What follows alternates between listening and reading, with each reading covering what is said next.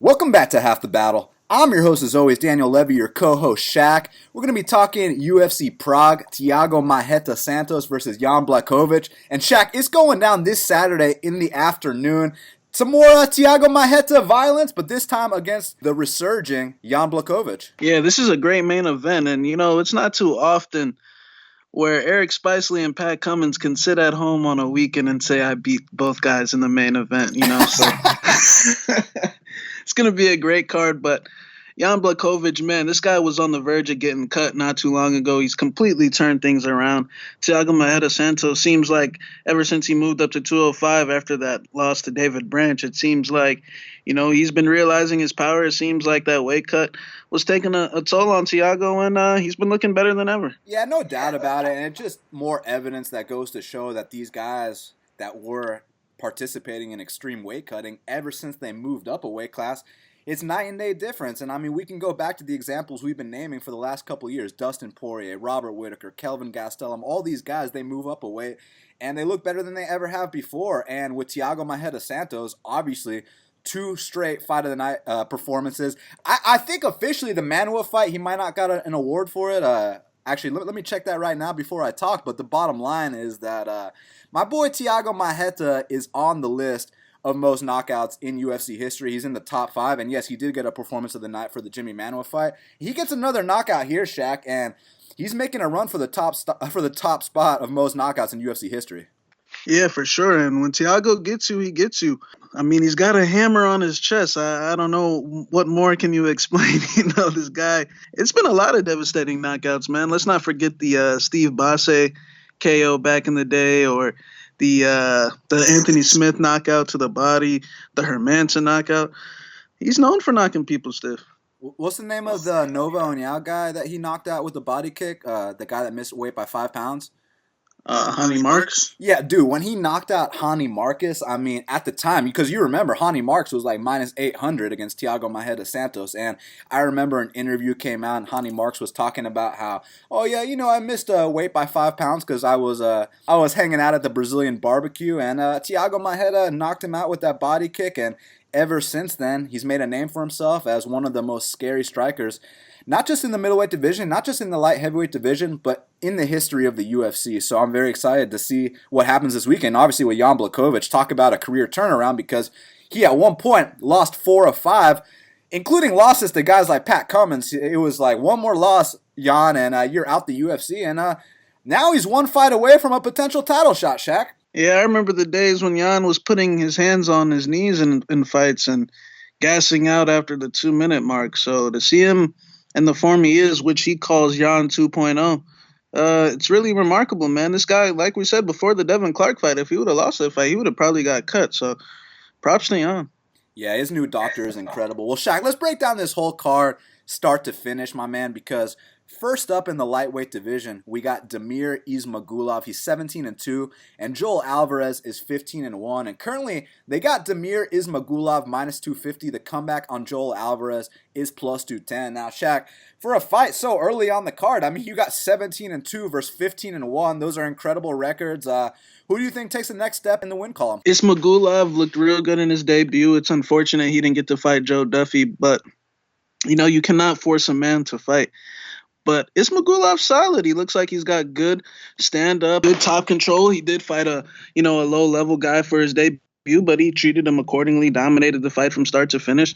Joel Alvarez, we know his deal. He's a specialist. He likes to get these triangle chokes. He likes to pull off these subs. You got to be very careful when fighting guys like that. I think as long as Ismagulov minds his P's and Q's, I think he's the better striker by far. I think that he can seal off top position against Joel Alvarez. It's just a matter of not getting subbed. When these sub guys get a hold of you early, it's generally game, set, over. So he's got to be careful. But if he can get through that little tough period, I think Ismagulov will coast to victory here. Yeah, I can totally see it, man. I mean, Ismagulov does have the Russian coast style down. And I know I believe Tapology, it says he's from Ukraine, but the flag in his UFC debut said Russia. So it's definitely one of the two. But bottom line, he's not a guy that plays games in there, and obviously he has that Russian coast style down. He can go out there, win the decision, stand up on the feet, not really do anything for about 2 minutes, but when it's time to throw those bombs, he will throw those bombs, and you leave a little opening for a takedown on a guy like Damir Ismagulov, and not only will he take you down, he will pick you up over his head and slam you, but the issue there is if he does that to a guy like Joel Alvarez, he must watch out for the submission game of Joel Alvarez. I mean, he's known for tapping guys out with triangles off his back. We know how these submission specialists are. It's easier said than done in theory to avoid the sub and then go out there and break the guy. Like you remember with Manny Bermudez last week. Holy shit. I mean, I couldn't believe how quick he was with that guillotine. So a guy like Joel Alvarez, not saying he's quite on Manny Bermudez level or, anything like that, but he does kind of have that style. He does bring that to the table. So if Damir isn't careful, he could get submitted here, but I think Damir will be careful, and I think he wins a unanimous decision here, Shaq. Now, next up in the lightweight division, we got Rustam Khabilov. He's 23-3, and Carlos Diego Ferreira is 14-2. And currently they got Rustam Khabilov. He's minus 145. The comeback on Diego Ferreira is plus 125. Shaq, it's not often we have a closely lined Rustam Khabilov fight, but now that's the case. So what's your opinion? Yeah, Rustam, 23-3. This guy goes about his business. He's quietly on a 6-fight win streak. He fights once a year. His wins are, very questionable a lot of the times. But the guy is 23-3. When it comes to winning and losing, he definitely wins majority of the time. Same as Carlos Diego. We know his 2 losses to Dariush and Dustin Poirier, respectable losses. The thing with Carlos Diego Ferreira is he's not the fastest guy. He's not going to overwhelm you with a big power shot most of the times. Like you saw his last fight when he fought the newcomer, it was a little struggling. He's a jiu-jitsu guy. He's an uncoordinated jiu-jitsu guy. But, you can't sleep on guys like Carlos Diego because they can sneak up on you and they can finish you. For example, I kind of compare him to Claudio Silva that beat Nordine Taleb. These guys, they're very slow. They get hit a lot. They're not fast. But you make a mistake and they will be opportunistic and they will finish you. I think Rustam Khabilov, the fact that this fight is in Europe, pretty much, leans his way. I don't know how many times I've said on Half the Battle that there's a very good chance that the decision is already written in Rustam's name. He's got those type of connections in Europe. We saw it in his last fight against Cajun. That fight was close, but a lot of people thought Cajun won. But this guy, Rustam, could get flying head kicked like again in the Chris Wade fight and still win the round, or get fully mounted like he did against Leandro and still win the round as well. So, like I said, I actually think the value might be on Rustam in this spot. I think as long as he doesn't get finished, the decision will go his way, or barring a clear ass whooping from Carlos Diego from start to finish. But I don't think that's going to happen. I actually think Rustam's the faster, stronger guy. Even though he is getting older, he is getting slower, he is getting hit a lot more. He's barely scraping through these decisions. One of these days, he's going to mess up. I just think you have to get him out of Europe for that to happen. So I got to go with Rustam. I mean, you bring up some very legit points, dude. It seems like anytime Rustam Khabilov goes to decision in Europe, not only is he getting his arm raised, but he's getting a couple 30-27s in there too, because I don't know if you guys recall a fight between Leandro Silva and Rustam Khabilov where Leandro Silva drops him, full mounts him. I mean, it seemed like, hey, man, maybe it could have been 29-28 Silva, maybe 29-28 Khabilov. Well, guess what? It was 30-27 Khabilov. The Chris Wade fight. Chris Wade drops him with a flying kick to the face, and look, Rustam definitely won that fight, but let's at least give Chris, even though he likes to complain about everything, let's give him a little respect and give him the round where he dropped Rustam Khabilov with a flying kick to the face. Actually, let's not give him any respect, 30-27 Khabilov. So it's just one of those things where my boy Carlos Diego might come out here, drop him with a left hook, flying knee him, do the whole bit, and he still might lose 30-27. So I think from a betting perspective, I would actually like more dog money on Carlos Diego Ferreira. Kind of like he was plus 265 versus OAM. That was a great snipe. But here at plus 125, look, in Vegas, okay, then we consider it. But in Europe, especially Prague, I'd be very, very careful. That being said, I actually think Diego comes out here and finishes Rustam. I think he becomes the first man since Benson Henderson to find the neck of Rustam Khabilov and submit him. So I don't think the fight will hit the scorecards for that reason. However, if I am incorrect and it does hit the scorecards, hold your breath and expect a 30-27 for Khabilov. Next up in the featherweight division, we got Chris Fishgold. He's 17-2, and Daniel Teymur is 6-2. Currently, Shaq, they got Chris Fishgold minus 240. The comeback on Daniel Teymur is plus 200. So, Shaq, you got a 17-2 guy versus a 6-2 guy. The 17-2 guy is currently he's only minus 240. So I gotta know, do you think that's warranted, or do you think the line should be a little bit more wide considering the experience difference? Well, we know Teymur, the Teymur brothers. They're Muay Thai kickboxers from Sweden, and Daniel Teymur is no different than his little bro. He's 38-2 with 28 knockouts, and I'm not gonna lie, some of those knockouts were very vicious, man. He's definitely a solid Muay Thai striker. I just think that in his transition to MMA, he's still very behind. At least very behind in comparison to the guys that he's gonna be fighting, the Arces and the Danny Henrys. So Fishgold comes in with his debut against Calvin. No shame in losing to Calvin. He got knocked out in the first round. I think that he came out really amped up. He threw some power shots, but I think the real issue which led him to getting knocked out was I think he put all his efforts into getting those takedowns, and when he couldn't get that, he got tired. And against a guy like Calvin, who's 18, 20-3, something like that, he'll make you pay for those mistakes. So to be honest, I kind of attribute that to like one of those what do you expect situations, to beat Calvin in your debut.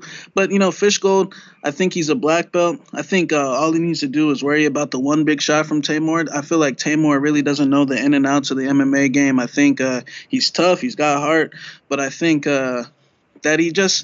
I think he's going to be lacking. He's just too far behind in just the small details of the game. I think if Fishgold plays it smart, he should just come out here, use his black belt in jiu-jitsu, take this guy's back and utilize your advantages there. Like I said, all he needs to do is worry for the big shot. I think Teymur is a tough guy, but I don't think he belongs in the UFC. You mentioned the skill gap, but not only that, what about the size gap? Because this kid Teymur, it's not David Teymur, it's Daniel Teymur. Daniel, look, he already dropped from 55 to 45. I think he needs to go from 45 to 35 now, man. He's too small for the weight class. And when you talk about Chris Fishgold facing Calvin Kattar in his UFC debut, I've gone on record many times. I've even gone as far as calling Calvin Kattar a top 5 guy. Going from Calvin Kattar, who I hold him in that high regard, but let's not even talk about the skills. Let's talk about the size. Calvin Kattar is one of the biggest featherweights I've ever seen in my life. You're going from fighting a giant featherweight to fighting a midget featherweight, you know what I'm saying? From one of the biggest to one of the smallest. So I think for Chris Fishgold, you remember that deep shot that he had on Calvin Kattar. And of course, Kattar was able to get up. I'm not convinced a guy like Daniel Teymur is going to be able to get up. But I will say this, Shaq. The area where this fight could get interesting, because this is what I think is going to happen. I think Fishgold comes out here, probably stands and bangs for a sec, slings some big bombs, but I think he's going to try to set up his double from the jump, try to get this guy to the mat, try to take the back, get those hooks in, sink in the rear naked choke, and most likely that's going to happen. However, if that does not happen, for some reason, I don't know why, but I have a little suspicion about Fishgold. I don't want to sit here and call a guy with a 17-2 record a front runner. I'm not going to disrespect him, especially when he's fighting a guy like Daniel Teymur, who actually literally is a front runner if you go watch that Danny Henry fight. But down the line, you got to be careful who you bet Chris Fishgold against. That's all I'm going to say. But in this spot, I think he rolls. I think he comes out here and submits Daniel Teymur. Teymur hits hard. Look, he's got Muay Thai experience.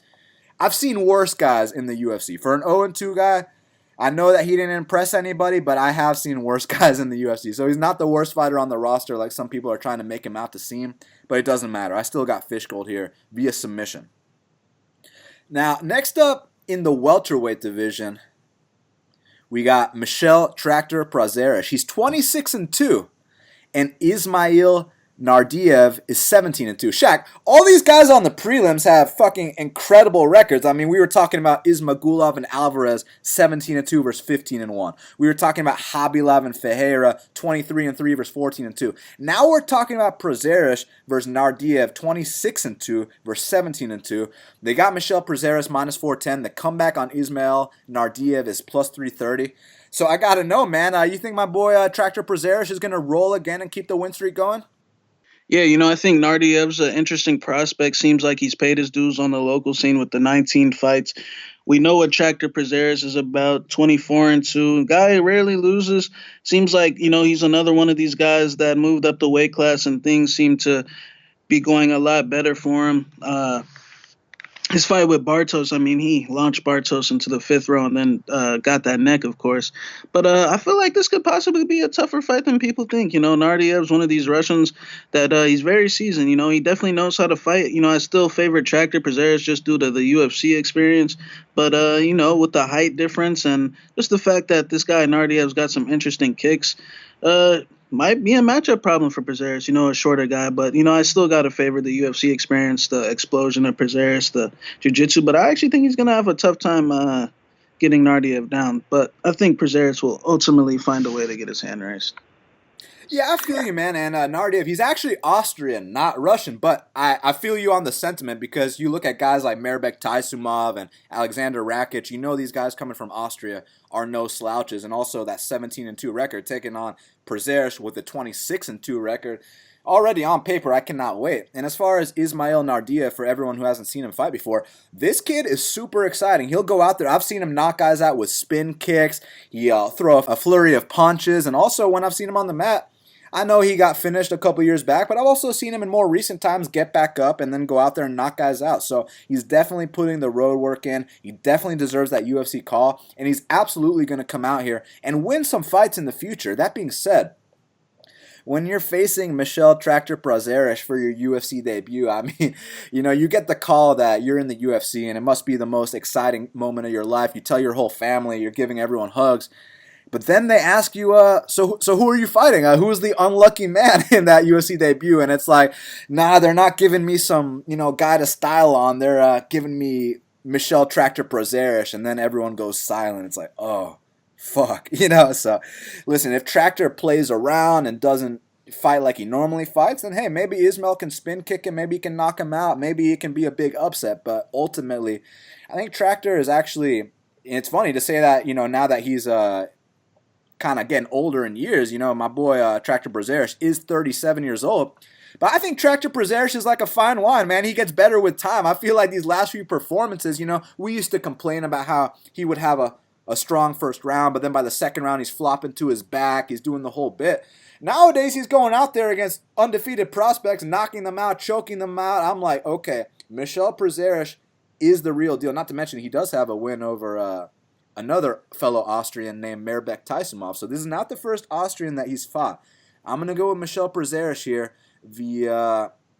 Is it gonna be a rear naked choke or a north-south choke? It's gonna be one of those two. I'm gonna go with Michel Prazeres via submission here. Now, next up in the lightweight division, we got Damir Hadzovic. He's 12-4, and Marco Polo Reyes is 8-4. But between you and me, Polo Reyes is not really 8-4 because we know a bunch of those fights on the Mexican regional scene were undocumented. Not to mention his KO win over Matt Frivola is currently not on his record because, he was taking some Mexican Flintstone vitamins for that fight. That being said, Damir Hadzovic is -120. The comeback on Polo Reyes is +100. The line has flipped, Shaq. Initially, Polo was the favorite. Now Damir is. Which way you leaning? Yeah, this is possibly a fight of the night contender. Polo Reyes, we know what type of fighter he is. And Damir Hadzovic, when guys don't want to hump his legs, he will also stand and bang as well. I feel like Polo Reyes is a great power puncher. I would consider him one-dimensional. I don't think he has any other aspects into his game. But I think that Damir Hadzovic is also the same. I think both guys, in terms of their wrestling, Damir, he'll never be a player in the division because, his wrestling isn't good enough to compete with the top 15 guys. Polo, I feel like he's also not going to be a player in the division because I don't think his chin is good enough to compete with the top guys in the division. But I think as far as they match up, this is a great fight. Polo Reyes relies on that power. Damir Hadzovic, he's had a real rough road. I feel like Damir's possibly had a style. His fights have been pretty much stylistically matchup nightmares for him. Alan Patrick, a world-class grappler. Marcin Held, a world-class grappler. Nick Hine, good judo player. And Mairbek Taisumov. So he's had a tough road. Polo Reyes, his opponents, I kind of question. I feel like although he's got the Frivola win, the Jason Novelli win, the Maestro Kim, I feel like those guys are, I respect those guys, but, I feel like just Damir has been in there with the tougher puzzles. I feel like Damir's had the tougher path to victory. I feel like when Polo Reyes has been extended, we've seen him get knocked out by Horacio Gutierrez on the Ultimate Fighter. He struggled with Jason Novelli. That fight went to split decision. His fight with Maestro, Maestro doesn't know how to switch up the pace. I feel like the path to victory for Polo isn't going to be as simple as his past fights. Frivola just got right in his face, chin up in the air. And props to Polo. You fight Polo like that, he's probably going to put you on your ass.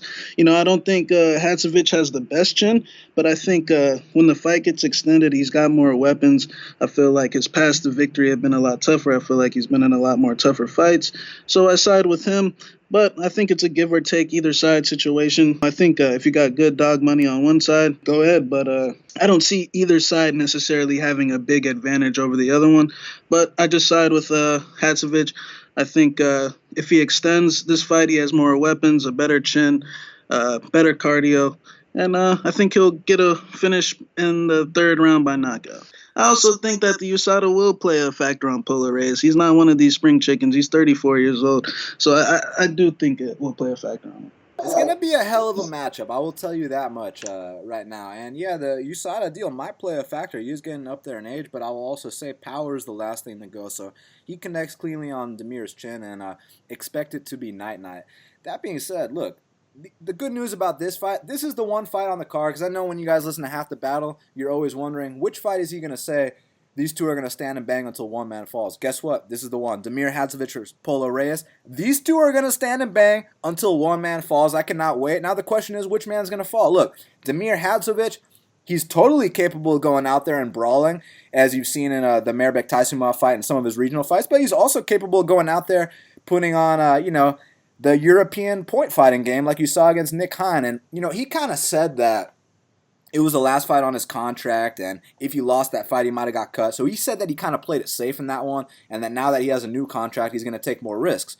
Well, that's music to the ears of Polo Reyes, because Polo Reyes wants you to come out there, brawl with him, take more risks. Now, the downside with Polo Reyes accepting a fight like that is, like you mentioned, Shaq, Polo Reyes' chin is not the best. He has been KO'd more than once, been wobbled additional times. I respectfully disagree with you saying when he gets extended, that he might not do the best, because we all saw the Maestro Kim fight. I mean, if that's not being extended, that's the most extended I've ever seen Polo Reyes, and Jesus Christ, he responded. But maybe against someone else, they would have KO'd him stiff, right? So as far as Damir and Polo go, man, these two are going to be trading some concussive blows. My question is, what's Damir's game plan here? Is he indeed going to go back to his wild ways and try to brawl with Polo Reyes in the pocket, or is he going to try to take a more measured approach like he did against Nick Hein, try to sidestep, try to snipe the straights and stuff like that? But my whole thing with that fight is, look, Nick Hein is 5'6", Polo Reyes is 6 feet tall. Not saying that, the height might be an advantage. All I'm trying to say is that it's a completely different matchup, because Damir was trying to keep Nick Hein on the outside, but now with Polo, he's got to go out there and actually close the distance. Man, very tough fight to call. I'm going to actually lean with Polo Reyes, man. I think he finds the chin of Damir Hadzovic, and I think he knocks him out, but I cannot wait to see both guys in there. I'm a big fan. I'm going to go with Polo Reyes by knockout.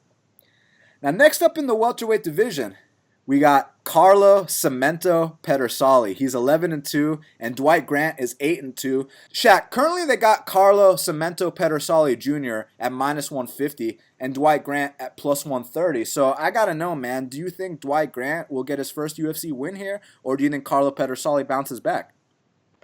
Yeah, I think Grant's one of these low-volume power punchers that looks to one-shot guys, and if he catches you, he might knock you out. And Carlo, he does have a suspect chin. He has been dropped in his last 3 fights.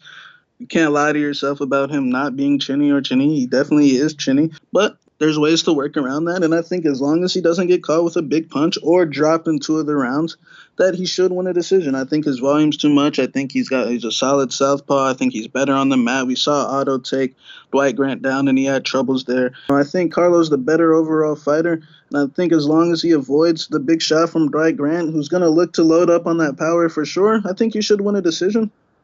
But Carlo is chinny, man, so Grant will definitely have his chances. But I will take Carlo. Man, I love this fight as well for the reasons you mentioned. I think that Carlo is the more well-rounded guy. I think obviously he goes out there, this hits the scorecards, he is winning that long-term battle.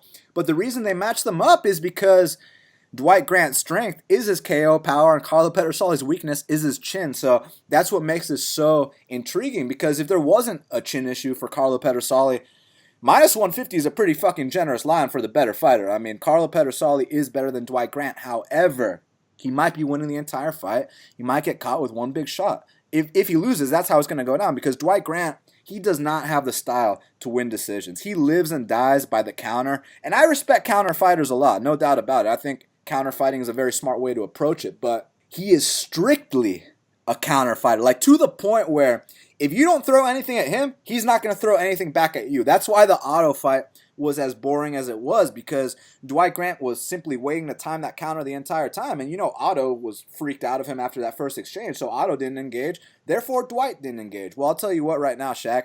Carlo Pedersoli will engage. Therefore, that's going to make Dwight Grant a little more exciting, because you put him in there with a Zach Otto, that'll make Dwight Grant boring, but you put him in there with someone that'll actually fight him, and that'll make Dwight Grant exciting. So Carlo will make Dwight Grant exciting. Now it's about, can Dwight Grant come out here, knock Carlo Pedersoli out? Well, I know Carlo's coming off a devastating KO not too long ago, albeit it was against one of the hardest hitters in the division. We all know Alex Cowboy hits like an absolute truck. Dwight Grant, he's an athletic man. He hits like a truck too, but I think there's a difference in the power. I also don't think he's anywhere near as experienced as a Alex Oliveira. Alex was able to jump on an opening, take it, capitalize, and win the fight, and it was very, very impressive. One little opening with a guy like Alex Cowboy, the fight will be over shortly after, as you've seen throughout his entire career. With Dwight Grant, he still has a lot of proving to do, man. I mean, that fight on Contender Series, no disrespect to the guy he was fighting, but the guy he was fighting got finished his very next fight by a guy down a weight class, right? So that guy was literally winning the fight against Grant because Grant refused to throw. And then when Grant finally did throw, he knocked the guy out. So it might be a similar situation here, but I will side with the long-term battle, and I think that will be won by Carlo Pedersoli. I think he comes out here, throws the side kicks, mixes in takedowns, pieces him up a little bit, and as long as he doesn't get knocked out, I think Carlo Pedersoli wins a unanimous decision here.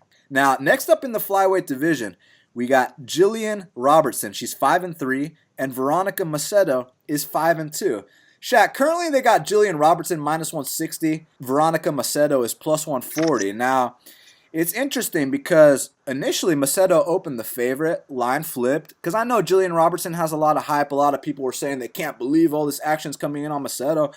I gotta know, man, do you have an opinion on why all that action came in on Macedo here? Well, yeah, when Gillian Robertson was on Tough, Eddie Alvarez watched her fights, and he pretty much laid it out plain and simple. When she can't get her sub, she'll quit, and that's pretty much the facts. She's a good ground player. She's got arm bars. We saw the rear naked against that little boy down there in England. But we saw, what happens when you push her, man. You saw what happened in Brazil when she couldn't get her sub. She actually got sub. But, I mean, there was moments where she was on the ropes on the feet big time. This girl's definitely scared to exchange punches, and I think that's the opposite with Macedo. But where Macedo struggled is on the grappling side. Andrea Lee and Evan Smith, two very big girls. The fundamental difference is that it was a struggle.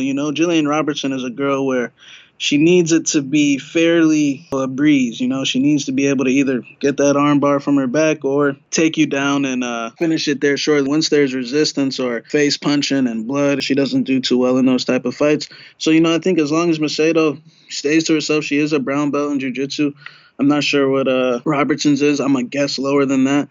But I think as long as Macedo makes her work early, and weathers the early jiu-jitsu storm, I think she'll break Gillian Robertson and make Gillian quit again. Dude, this is really interesting because initially when this fight got matched up, I don't know why I had this impression that, Gillian, she's the submission artist. Well, she is a submission artist, but I thought she was a lot better than she really is. And I was like, Macedo's a can. This is going to be easy work. But then I watched the tape and I'm like, holy shit, Eddie Alvarez was 100% right. When you're getting finished by Barb Honchak, I don't give a fuck if it was last year. People are going to sit here and be like, that's a 20-fight vet. Yeah, Barb Honchak lost to Angela Magana. That's all I got to say about that. Now, as far as Gillian Robertson, look, like Eddie said, if she cannot get her first-round sub, she's going to come out here and quit. Ashley Evans Smith and KGB Lee couldn't first-round sub this girl. I know they took her down. I know they did the whole bit. What you guys got to understand, because I know people think Ashley Evans Smith sucks and this and that. And yeah, maybe you're right in terms of top 10 or top 15 standards, okay?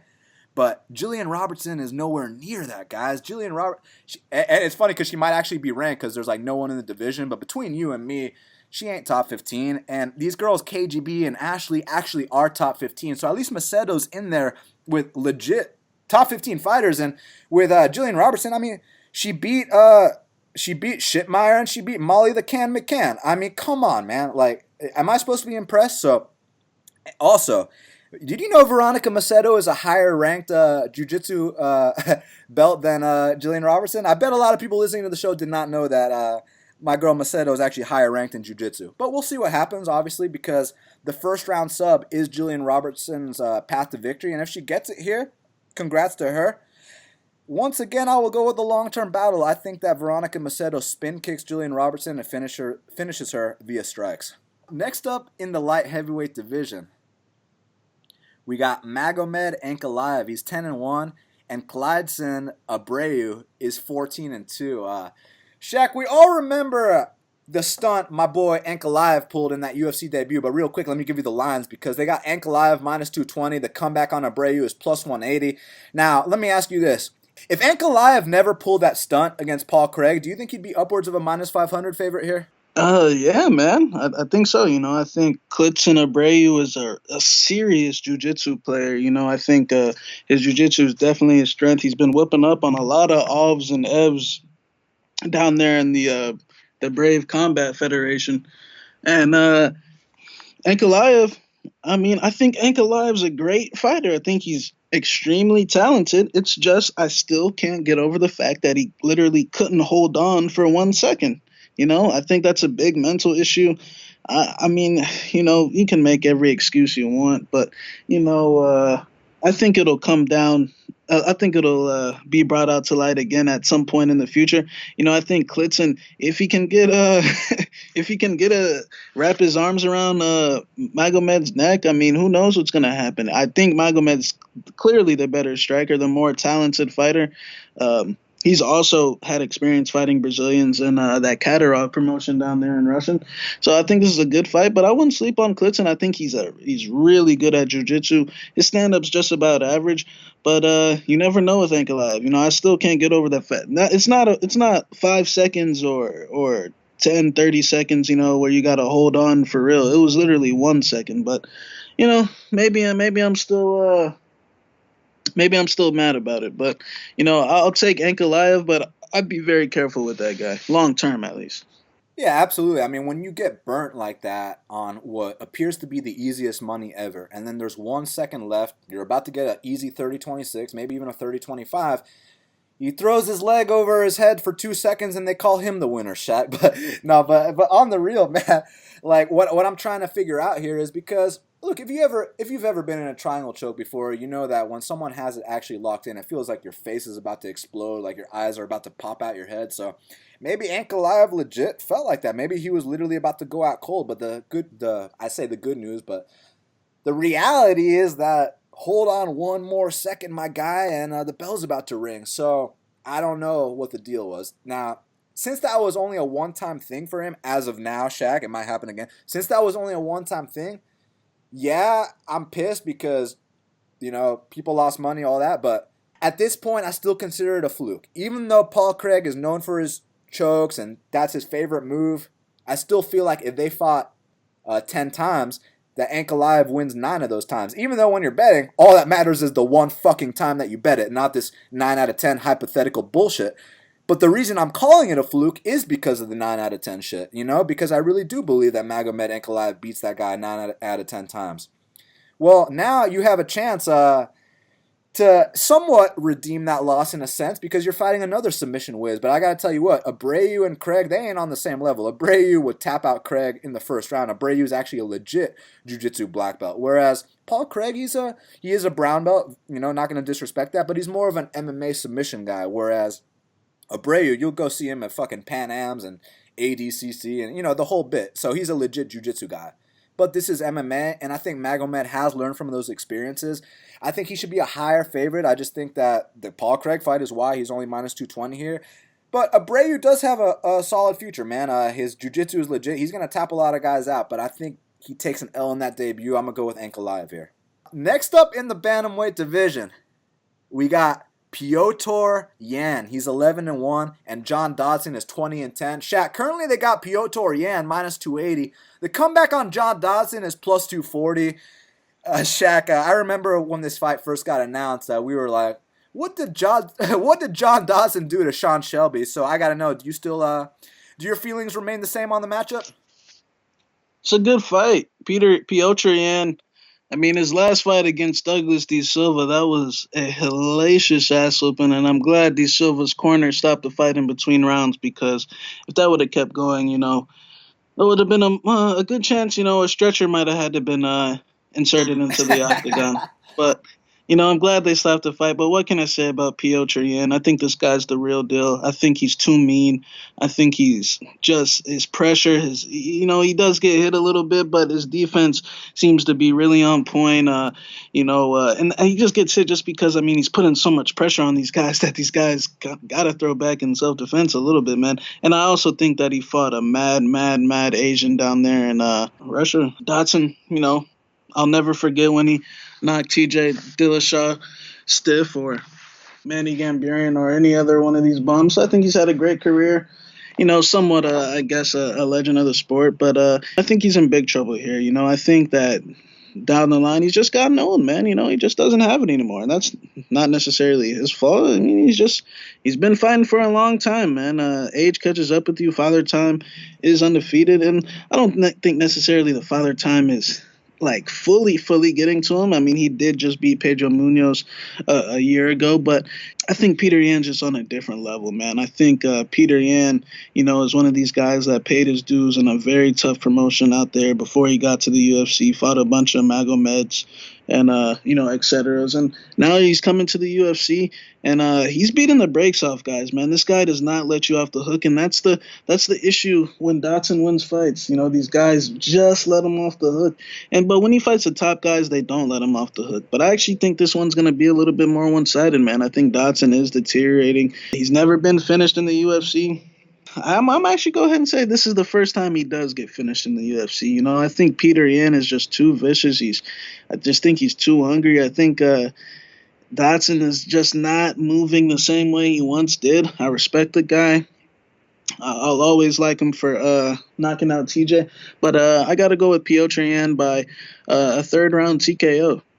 Dude, I feel you on this 100% because – look, John Dodson, what he used to be known for was, he's the fastest guy in the UFC. He's the magician. Well, now he's like 48, so he's no longer the magician anymore, man.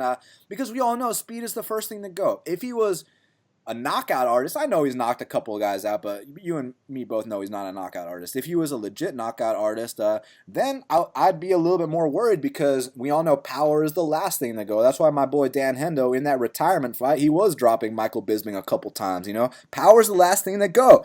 Speed is the first thing to go. John Dodson has relied on his speed his entire career. That's why he's able to run away from these guys, and when he wants to dart in, he darts in. The issue here is that Petr Yan is not going to give him any space whatsoever. I actually think, stylistically speaking, this is the worst fight that John Dodson has had in years, man, because John Dodson, like I said, he relies on his speed, he relies on his ability to backpedal and counter.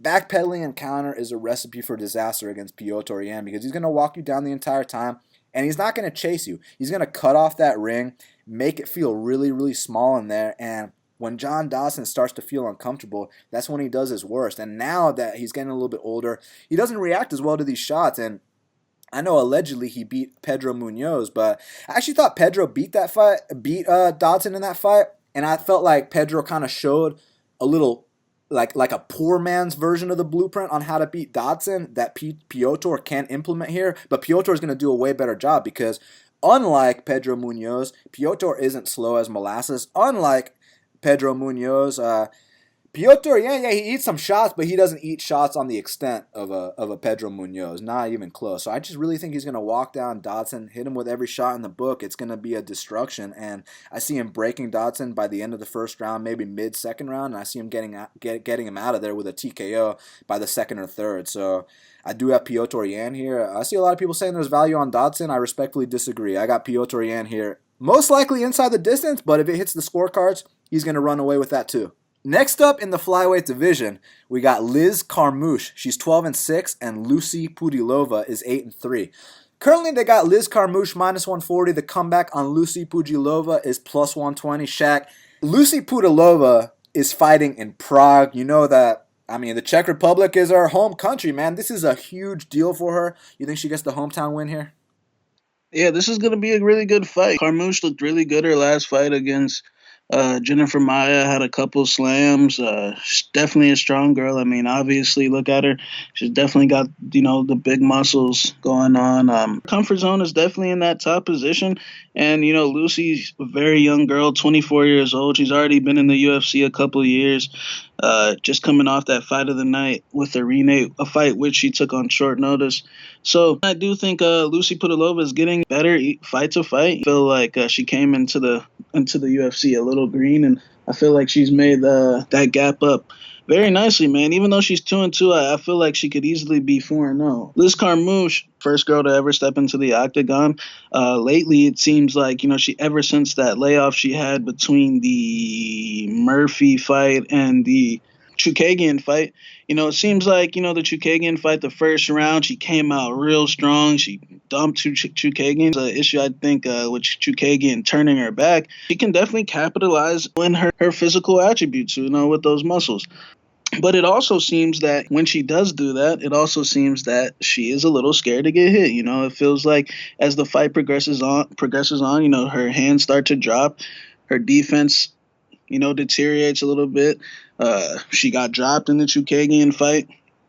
And then also in the fight after that against Alexis Davis, she showed bad fight IQ. She was winning the entire first round, and then she puts herself in position for arm bars. Alexis Davis is a mummy, man. All you have to do is keep tagging her, but she chose to do otherwise, which is why I say I feel like she's scared to get hit a little bit. I think at times I've seen her throwing punches with her eyes closed, and those are just signs, for girls that they don't like getting hit. I feel like Carmouche loves to be in that top position, in grappling situations. And I feel like Lucie's getting better fight to fight stuffing the takedown. She did get taken down against Sarah Moraes. She did get taken down against Lena Landsberg, two grappling-based fighters. But I will say there was a point in the third round in the midst in the Arena fight where Arena shot an extremely fast shot on Lucie in the midst of a heated brawl, and Lucie stuffed it easily. So I do think Lucie's getting better at stuffing the takedowns.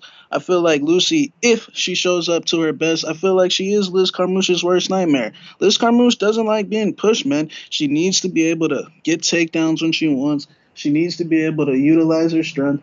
And I feel like Lucie, with her experiences at 135s, this is her flyweight debut. I feel like, she had to make that necessary effort to stay in shape, get her weight down. Liz is also another former 135er. She's also doing the same thing.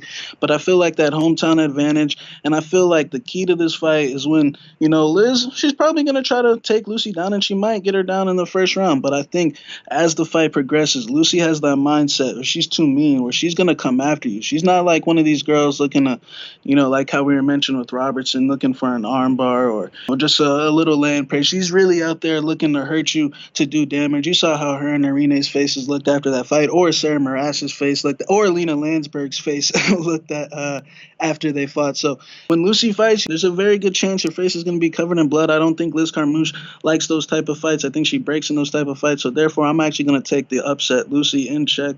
I think she's going to get the job done. I think she's going to break Liz in the late rounds with her pressure.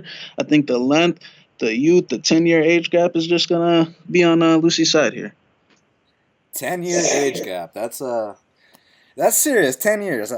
Yeah. Thank you for pointing that fact out, that stat, Shaq. But look, as far as this matchup, I believe it is pure striker versus grappler. Liz Carmouche wants to wrestle her, and Lucie wants to absolutely maul her and destroy her standing. And I think that in the first round, look, Liz is a vet. She's been in there with everyone. Liz probably will take her down that first round. But as this fight starts to progress, I don't think that Lucie Pudilova is just going to get tapped out in the first round or anything like that. If she does, respect to Liz. But I think Liz is going to try to go for stuff. I think it's not going to work. I think eventually Pudilova is going to get back up on the feet. And when she does, it's not just about pointing and running and, scoring a couple points and, being cute, teeping and this and that.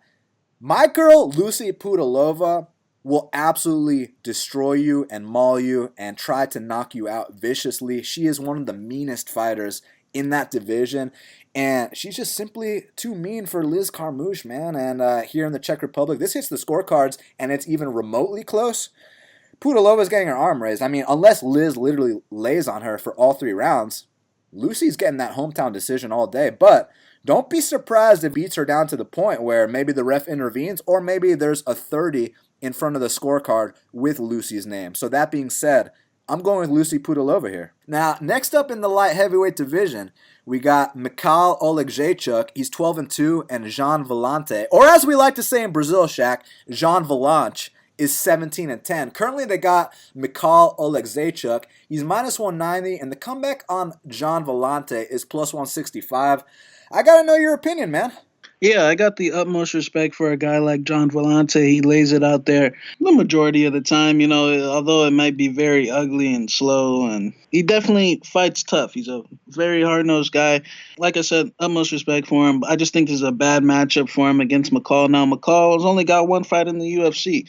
Vellante's definitely got a world of experience on him. The thing is, why I think it doesn't matter is because Vellante hasn't really utilized his experiences in those cages. He has never evolved. I kind of consider him like, these Ed Hermans, the Sam Alveys, these guys, we love them. We're all fans, they bang it out, but it's the same old thing, man. I think his defense, I feel like his last hurrah was really that Shogun fight.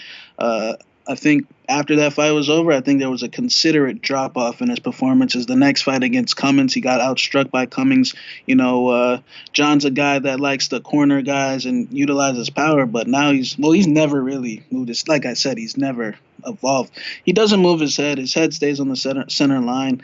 Like I said, he's got power, but he's been getting away against these guys that just don't pull the trigger quite enough or are in the same boat as him, old and deteriorated like Ed Herman and Sam Alvey.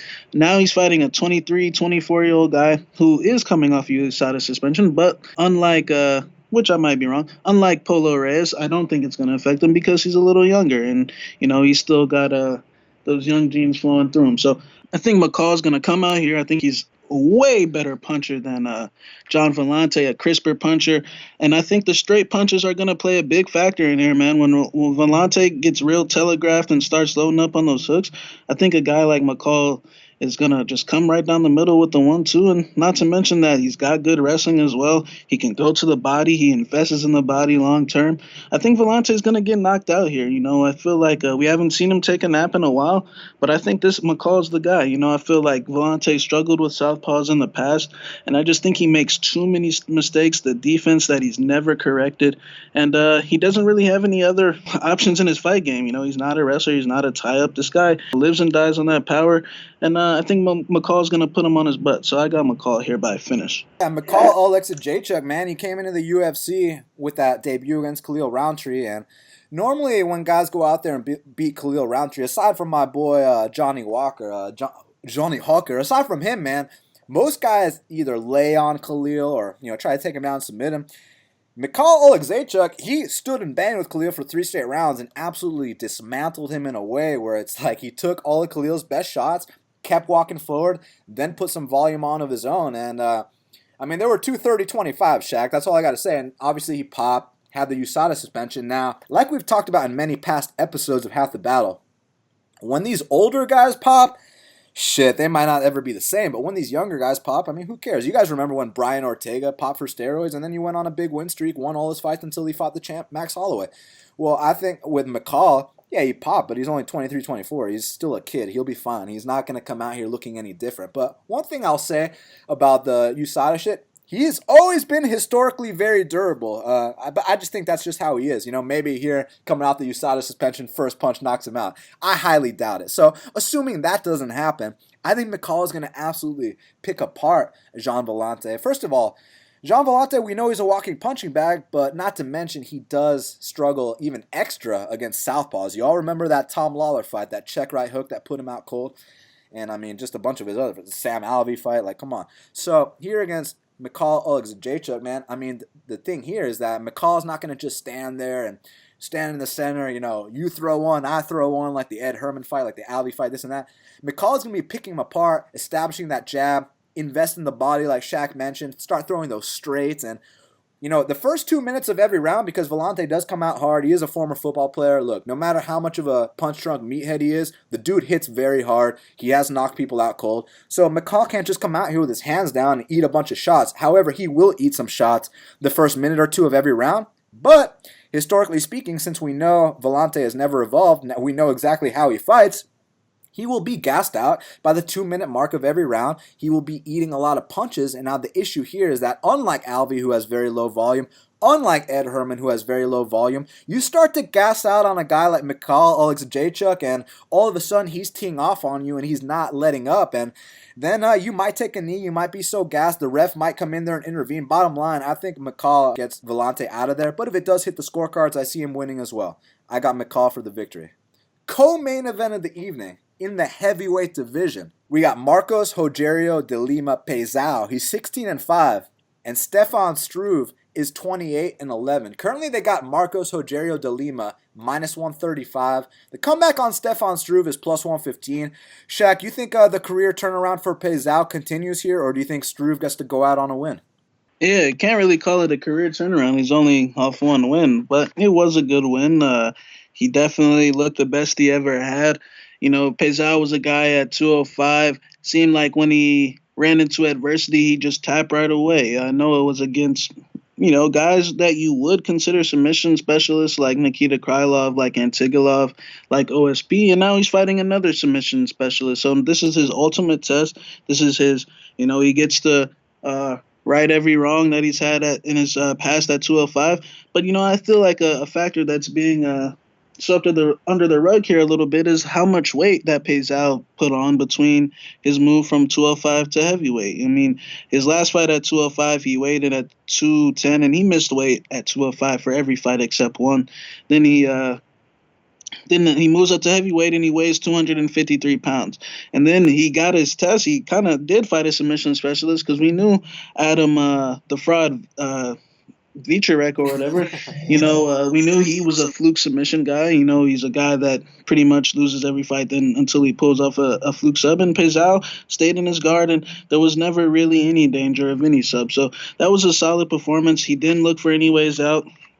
And I am going to attribute it to the weight because, Peizao said he felt like he couldn't think at 205 pounds and that he had to move up. And the fact that he put on 43 pounds is a lot, man. So I definitely think heavyweight is his new home. Stefan Struve, a legend of the sport. What can I say? I mean, the guy knocked out Stipe Miocic, beat my boy Paul Bensuelo back in the day, my boy Moorcraft back in the day. I mean, he's had some great fights, Pat Barry. But I think his days are numbered, and I think this might be the last time we see him. I think he's had a great career, like I said, but he's another guy that really hasn't evolved. We've always said 5 years ago, we were saying, man, I can't wait till Stefan Struve figures out how to use his range. Guys, it still ain't happened, and it ain't gonna happen. The guy, he really just sits back and lets guys pressure him, and eventually he finds his way on his back. But occasionally he'll threaten with a little sub attempt, and Peizao's got to be on his P's and Q's because Struve does have a lot of submissions, and we know Peizao's weakness is that sub game.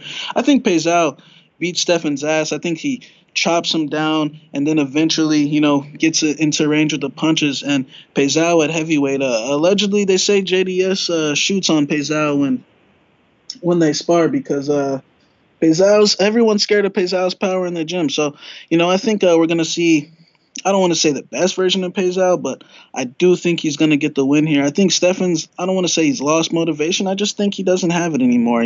This is the last fight on his contract. I just feel like, some of these beatings, man, the Volkov beating might have just been, it wasn't his hometown. It might have just been a little too severe. And the Arlovsky fight was an egg. And, the Tybura fight was basically an egg. So I got to go with Peizao just because he's been looking fresher. I feel like he's hungrier. And I feel like Stu just has a lot of losing on his mind right now, man. So I'm going to go with Peizao by finish here. I remember when Stefan Struve first came into the UFC, and it was like, wow, we've never seen a 7-foot tall guy inside the octagon. And when he first started, man, at heavyweight, he weighed like 229 pounds. But then a couple years later, he was actually weighing in around 260. So he definitely put on size. He filled out. But for some reason, Shaq was never able to utilize his range like we wanted him to. We were like, dude, you're 7 feet tall. Establish that jab, throw the front kicks. I mean, the only times he was able to actually go out there and use that game plan was against, I know my boy Big Nog is a legend, but, Big Nog, that was his retirement fight, right? He was already in his 40s at that point. So respect to Struve for getting that win, but I would have liked to see him do that against the younger contenders in the heavyweight division. Now with Marcos Rogerio de Lima Pesao, you said it's not a career turnaround, but I kind of think it is, man. I'll tell you why. Even though he's only on a one-fight win streak, he was killing himself to make 205 pounds, and I think extreme weight cutting is something that people often overlook. They just, they look at these fighters like superheroes, like action figures. Oh, of course he's going to make weight. They don't take into consideration the sacrifice and just how much these guys are taking a toll on their own bodies trying to drop that weight. And you talk about how he couldn't make weight for 205. Now he's weighing 253 at heavyweight. That means he should have been at heavyweight all along. You don't just go from 205 to 253 and still fight competitively. Not to mention he's looking the best he's ever looked, because you saw that last fight, and it used to be KO or bust. If Pesao can't get you out there in that first round, he'll look for the way out. Well, at heavyweight, now that he is fully hydrated, he's got that water in his body and his brain. You saw him go 3 hard rounds against a fluke submission guy who's very tall for the division, similar to Stefan Struve.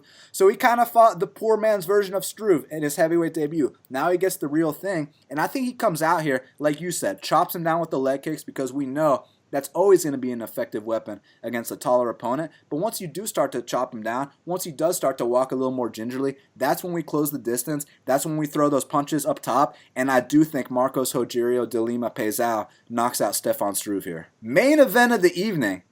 In the light heavyweight division, we got Thiago Marreta Santos. He's 20-6, and Jan Blachowicz is 23-7. Well, Shaq, currently it's a dead pick'em. They got it -110 apiece. Hell of a main event. Which way you going? Yeah, this is a great matchup. Like I said at the beginning of the show, Thiago's got that hammer on his chest, and there's a very good chance that he comes out here and runs another opponent over, or eventually just finds the home for one of those haymakers and gets him out of there. He can go a little bit. We saw him go with Anders and Jimmy Manuwa. So, Marreta, I think, his weakness obviously is the jiu-jitsu department and his chin, but I think those chin issues are probably going to be less of a factor at 205 pounds. And considering his opponent, I think Blachowicz, as far as this matchup for him, I think that he doesn't really have to worry about getting taken down. I don't think he has to worry about getting laid on. And, to Yan, that could possibly be a good thing, because I've always said, even when Yan was, in the midst of his big losing streaks, I think Yan arguably has one of the better chins at 205 pounds, considering that he's never been knocked out in the UFC. And his one KO loss to Sokaju was by injury. It wasn't by actual knockout. So, I do think Yan has a very granite chin. But we know Thiago Marreta Santos can break any chin. But another thing is, Thiago Marreta Santos, although he's exciting, although he's very powerful, and like I said, I do think the chin moving up to 205 is going to help his chin issues that he was having at 185 pounds. I still think he makes a lot of mistakes on the mat, like we saw in that Jimmy Manuwa fight, after his big haymakers that, still might knock you out. If it doesn't knock you out, it seems like Thiago occasionally needs a little rest period, and he'll go to all fours. He'll risk himself on the mat a little bit, and he'll get away with it against guys like Eric Anders and guys like Jimmy Manuwa. But against the guys like Jan Blachowicz, jiu-jitsu black belts, who are operating at a different frequency these days, Jan might take that back and submit him. So I think Jan Blachowicz is actually the better overall MMA fighter. I think that he's got a solid chin, and I also think that he can threaten Thiago Marreta's chin as well. I think he's going to definitely have to pick and choose his spots, because exchanging with Thiago Marreta Santos is a very scary thing. And like I said, he might get run over. But I think that if he weathers the storm, if he arguably just goes ahead and concedes a couple rounds to Thiago Marreta Santos, I think that in the late rounds, Thiago will get tired. I think he will, that Jan Blachowicz can expose him on the floor, and I think that he will expose him on the floor. I think that after a while, Thiago's just going to do what he's done his whole career, which is make a lot of mistakes on the mat. Like I said, I think Jan Blachowicz's weakness is getting laid on, out-wrestled And I don't think Thiago Macedo Santos brings those factors to the game. But I could see this going either way. It is a pick 'em for a reason. But I'm going to go with Jan Blachowicz to continue his success and get another one closer to a title shot. This is a hell of a main event because obviously anytime Thiago Macedo Santos fights, you better be tuning in because like I mentioned at the beginning of the show, this guy is climbing up the all-time KOs list in UFC history. He's got 10 career knockouts inside the octagon. Go to bestfightpicks.com, hit that stats and facts page because we actually continually update our top KOs list, and we got that up there because Macedo Santos, like we mentioned, ever since that time he fought Hani Marcus up until his last fight with Jimmy Manuwa, if he's going to beat you, he's not just going to beat you. He's going to devastatingly knock you out and finish you, and it's going to be on a highlight reel. He's going to get a 50K bonus, the whole bit. That's why he's in the position he's in. That's why he's one of the most exciting fighters in the UFC. And with Jan Blachowicz, talk about a career turnaround, man. You know, at one point, he lost 4 out of 5 fights. He's dropping decisions to guys like Pat Cummins. Now he's on a 4-fight win streak. He's 1 fight away from a title shot. So, Jan Blachowicz, much respect to him. And in a sense, even though they're both somewhat well-rounded fighters, I do kind of think it's striker versus grappler, man. You know, against some guys, Jan can go out there, throw that body kick like he did to Ilir Latifi, get some guys out of there. You know, I have seen him go out there against Jimmy Manuwa as well, land some nice overhands. But I think against Macedo, he's going to want to get back to the grappling here, man. Get back to that jiu-jitsu black belt and try to submit this guy because we know in the past, yeah, Macedo has been knocked out. Look, live by the sword, die by the sword, but the percentages of Macedo getting knocked out in every fight are very low, whereas you take that fight to the mat, you take this guy's back, then you increase your odds to win, and with a black belt like Jan Blachowicz, look, I respect Jimmy Manuwa, Eric Anders, Kevin Holland, Anthony Lionheart-Smith, Jack Hermanson, all these guys. None of those guys are black belts on the level of Jan Blachowicz. So I do agree, if Thiago Macedo can't get him out of there and he does end up on the mat, there is the chance that Jan Blachowicz takes his back, chokes him out. Maybe he also has a nice armbar, Jan Blachowicz. That being said, man, I don't think that's going to happen. I think that Thiago Santos, once again, like we were talking about with Rogerio de Lima, he was someone that was participating in extreme weight cutting, man. 85 to 205. That's 20 pounds of difference. He was killing himself to make 185. Now at 205, well, firstly, there's always been, you know, people would always criticize his chin because you remember the David Branch fight. Well, you saw the shots he was taking at 205 pounds versus Jimmy Manuwa, a guy who's known for being a knockout artist.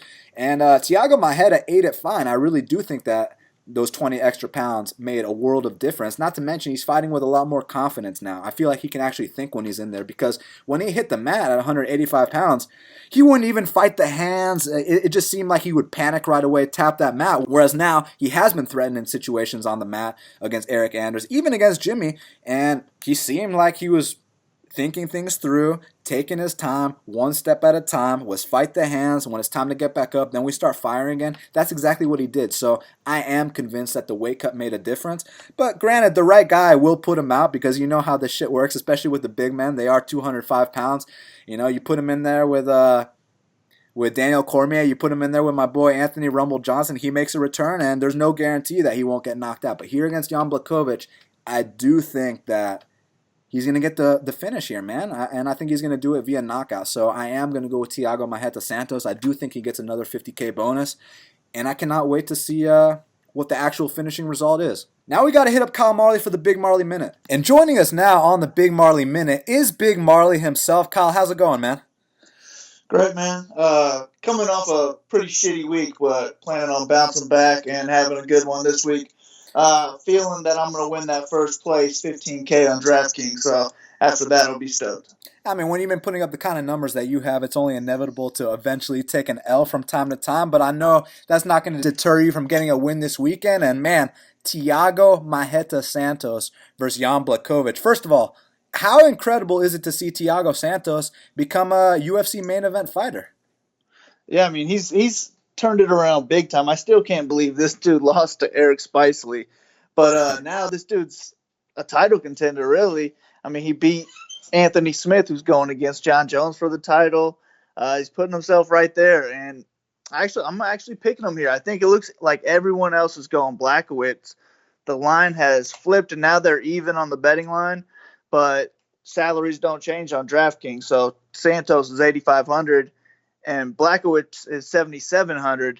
there's a lot of value on Blachowicz there. I think people are going to be flocking to that. So that kind of makes me like Santos even more in GPPs. If he's going to be lower on than he should be, in my opinion, then I got to be overweight on him. And I'm going to be picking him to get the win. I probably will be stacking this in cash. I'll get a little bit of Blachowicz hedge there. But yeah, man, I like Santos in this, and as long as he can keep this standing, I expect him to win the striking clearly. And I don't think Blachowicz is going to sub him, so I'm not sure he can get 5 rounds worth of takedowns on Santos. So I'm going to take Santos by a knockout.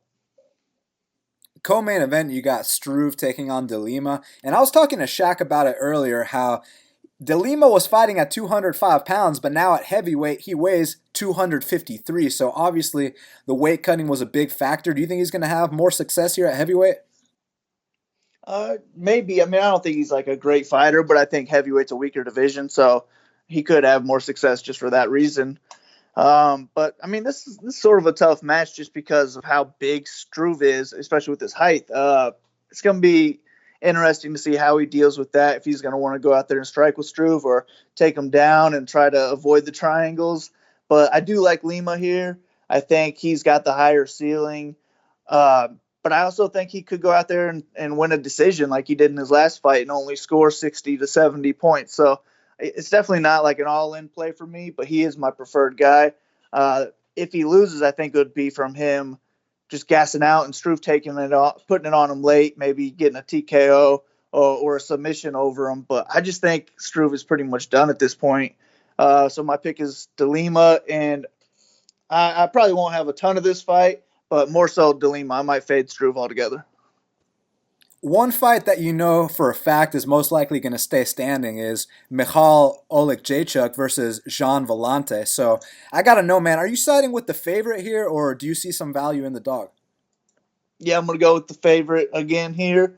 But I'm less interested in him in DraftKings than I am the other two, because I just see this being like every other Vellante fight, it being a close fight where Vellante probably wins the first round, and then the other guy comes back and does better in rounds 2 and 3. And I think it's going to go to a decision. At his $8,900 price tag, I just don't see a whole lot of value in him there on DraftKings, because I don't think he has like 100-plus point potential. So I really don't care for this fight at all. And if I had to play it, I would rather go ahead and just take Vellante. He could maybe get a knockout. He could steal a split decision. He goes to split decisions every time, so maybe he gets lucky this time. And at $7,300, even a low win won't kill you.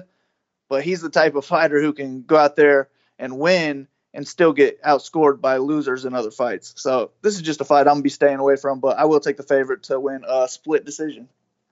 Well, Kyle, I noticed your free bet of the week was Lucie Pudilova. She's from Prague. Now she's taking on Liz Carmouche. Do you like her in DraftKings as well? I like her more so for a bet, because on DraftKings, I mean, she's $7,900. I don't really see her doing a whole lot better than 10x of 7,900. I feel like maybe that 70 to 80 is the range she would be in, but I just see this being a close fight where Carmouche will be landing some takedowns, but I think Pudilova can get up and win big time on the feet. So it's going to be, what do the judges like more, the stand up or the few takedowns? And with this being in Pudilova's backyard, I got to think the judges would favor her. So if I'm getting plus odds, I like that bet. And I like her more so for cash games, because I think she can go all 3 rounds, has a solid floor. I just don't see that GPP ceiling that we really want from her. So I like her more so for that 1U free bet, and hopefully she could pull off a decision here. Petr Yan's taking on Dodson, and you know Petr Yan's a guy who covered his DraftKings salary cap last time, scored 112 points. But now he's taking on John Dodson, who's historically tough to look good against. So I got to know, man, do you think he can top the number he put up last time? Yeah, actually, he scored 126 last time, and he scored 126 in his UFC debut. So, I mean, the dude has big-time ceiling in his game. He scored 85 in a decision in that second fight, so that's not terrible. It wouldn't be great at his $9,300 price tag, but I do think he wins this fight. This is just a great matchup for him, I think. It's just I don't think he really scores super highly, because Dodson just doesn't let people score highly. He's going to be dancing around the cage a little too much, where there's going to be just too much gaps where nothing's going on, and we're not getting points racked up on DraftKings. So it's going to be real hard for him to get that $9,300 price tag paid off, especially if he doesn't get a finish.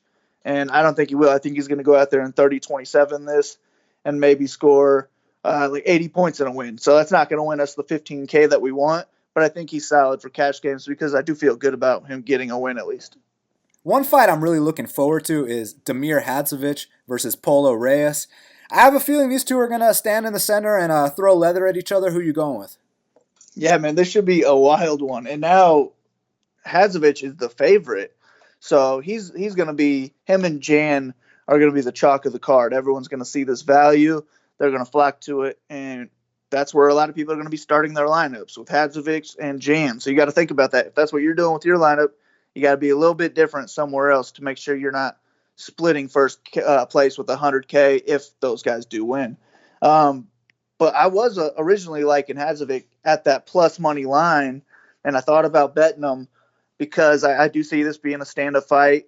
He's probably the more technical fighter. He's got some power as well. I just think Polo Reyes is going to put up a heavier pace, and I don't see either one of these guys getting knocked out. So I think it's going to be like a 3-round slugfest with Reyes putting up more action, and that would probably lead him to a decision win. So I think going the opposite way, the ownership on this fight is a solid way to be contrarian in GPPs. And, I mean, he definitely has high ceiling in him. He scored 119 over Frivola, 139 over Dong Young Kim. So I don't mind a play on Reyes here at all for DraftKings. But at the same time, if you want to eat that Hadzovic chalk because of the value there, I have no problem with that. So Michel Tractor Prazeres is taking on the newcomer Naurdiev, and look, this kid's coming into the UFC with an 18-2 record. He's obviously paid his dues on the regional scene, but it's one thing to make your UFC debut. It's another thing to make it against Michel Tractor Prazeres. I mean, you think this kid can come out here and get the upset, or you think it's going to be another one in the win column for Tractor?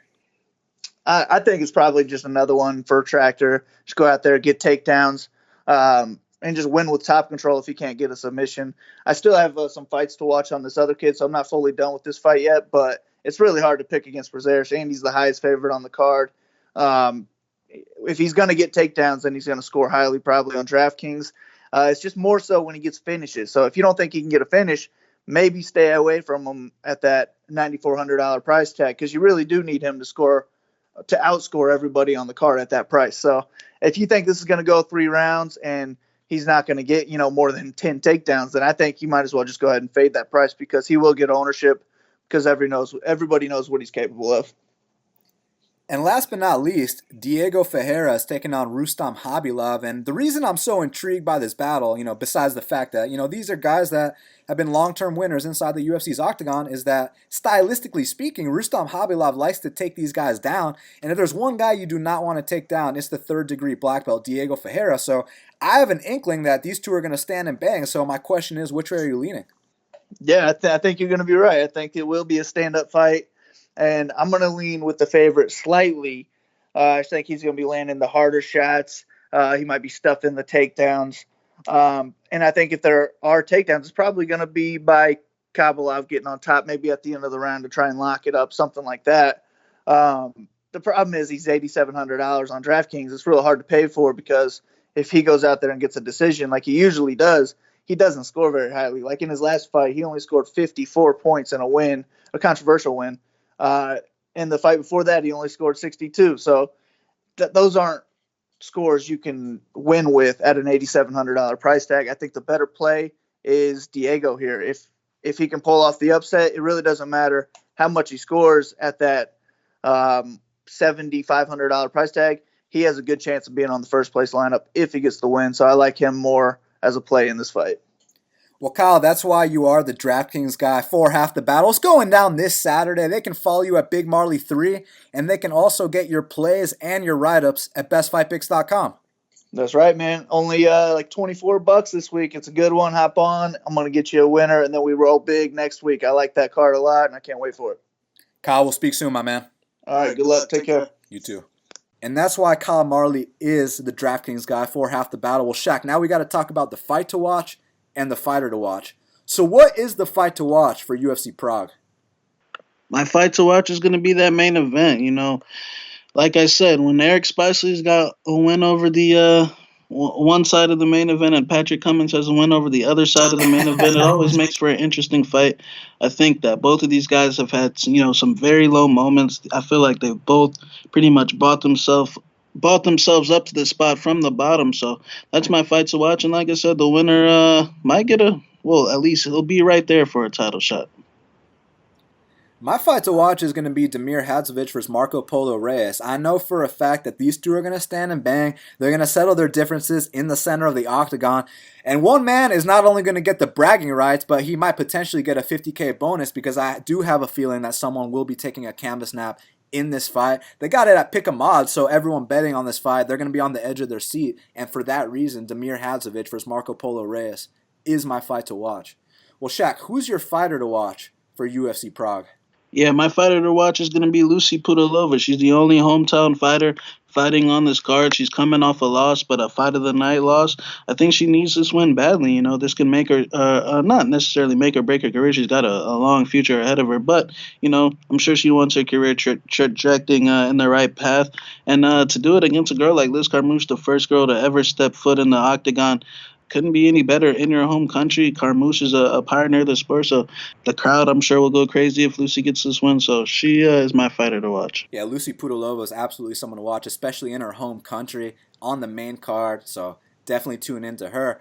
But for me, Shaq, my fighter to watch is Petr Yan. Look, anytime you get a matchup with a guy like John Dodson, it doesn't matter if you squeak out a win. Because you look at these guys that have been beating John Dodson, and even Marlon Moraes, the number one contender, or John Lineker, who's a top 5 guy, they both went out there and they won via split decision, but it's just the fact that they beat John Dodson that matters. Well, I'll tell you this with Petr Yan. If he goes out there and wins a split decision against John Dodson, yeah, it's going to move him up the ranks. It's going to look good, but I guarantee you, he will not be satisfied with that result. He will only be happy if he goes out there and dominates a guy like John Dodson from bell to bell, breaks him, and becomes the first man in UFC history to finish the magician John Dodson. So for that reason, Petr Yan is my fighter to watch. Well, Shaq, we did it. It's going down this Saturday in the afternoon.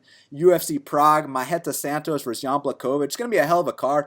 They can follow you at MMA Genius 05. They can follow me at Best Fight Picks. They can get our plays at bestfightpicks.com. Subscribe to Half the Battle on iTunes, SoundCloud, YouTube, and Stitcher. Hook up those 5-star reviews. Thank you so much to every single person that supports us. And until the next time, let's cash these bets.